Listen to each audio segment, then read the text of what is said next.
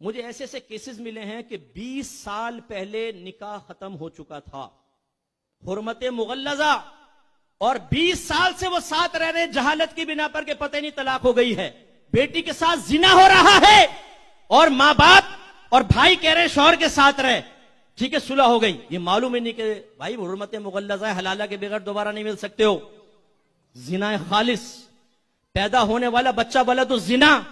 میں آپ سب سے کوشچن کرتا ہوں، یہ بتائیے کہ آپ یہ چاہیں گے کہ آپ کی بیٹی کے ساتھ زنا ہو؟ بولیے، کہ آپ یہ چاہیں گے کہ آپ کا بیٹا زنا کرے؟ اگر آپ کہیں گے نہیں، تو پھر میں آپ سے پوچھتا ہوں، اپنے بچوں کو آپ نے طلاق کے مسائل سکھائیں؟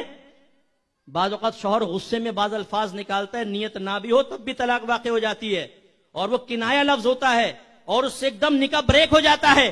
اس کے بعد صلح کی واحد صورت یہ ہوتی ہے کہ دوبارہ تجدید نکاح کیا جائے، ورنہ صلح نہیں ہو سکتی ہے۔ مثال کے طور پہ بیوی کہہ رہی تھی چھوڑ دو مجھے، میں تمہارے ساتھ نہیں رہتی، شوہر نے کہا جا تجھے آزاد کیا۔ جیسے ہی غصے میں لڑائی کے دوران لفظ آزاد استعمال کرے گا، نکاح بریک ہو جائے گا فوراً۔ اب دوبارہ اگر ساتھ رہنا ہے، جدید نکاح کرنا ہوگا۔ میرے سامنے اتنے کیسز آئے جو بعد میں پتہ چلے، پہلے ہوتے تو میں روک دیتا، لفظ کنایہ سے طلاق ہوئی، نکاح بریک ہے، آگے جی ماں باپ بھی دیکھو بیٹا صلح کر لو، اچھی بات نہیں ہوتی، لڑائی جھگڑا کس گھر میں نہیں ہوتا؟ اچھا امی جان کیا کریں؟ ہاتھ ملاؤ، ہاتھ ملاؤ، جاؤ بیٹا حرام بتی کرو، جاؤ جاؤ حرام کرو۔ یعنی غور کرے، حلال سمجھ کے حرام کرنا، زنا کو حلال سمجھ کر آج ہمارے بعض گھروں کے اندر یہ زنا ہو رہا ہے، حلال سمجھ کر۔ کیوں؟ علم دین نہیں سیکھا ہوا۔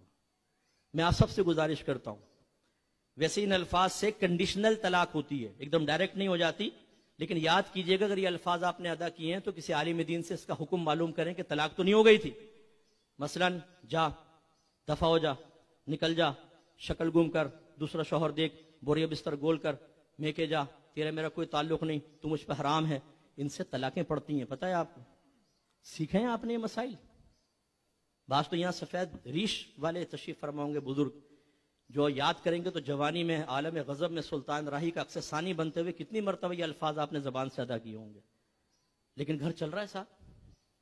میں تو یہ کبھی پسند نہیں کروں گا کہ میری بیٹی کے ساتھ زنا ہو یا میرا داماد ایسا ہو۔ میں اپنی بیٹی کو علم سکھاؤں گا، میں نے اپنے بیٹوں کو علم سکھایا ہے۔